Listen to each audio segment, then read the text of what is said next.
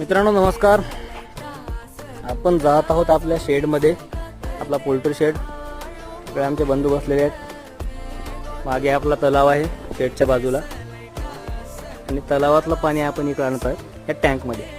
तर मित्रांनो ही टँक कसली, यामध्ये आपण टाकणार आहोत मत्स्यबीज जे फिंगरलिंग साईजचे असतील 2 ते 3 इंचाचे. आणि आधी आपण यामध्ये मत्स्यबीज सोडणार. यामध्ये आपण 15 ते 20 दिवस ठेवणार, त्यांच्यासाठी एक चांगलं एन्व्हायरमेंट क्रिएट करणार. आणि नंतर यामध्ये आपण म्हणजे मत्स्यबीज सोडायच्या आधीच आपण यामध्ये फायटोप्लॅन्क्टन क्रिएट करणार, म्हणजे प्लवंग ज्याला म्हणतात. आणि ते मत्स्य खाद्य असतं एक प्रकारचं नैसर्गिक.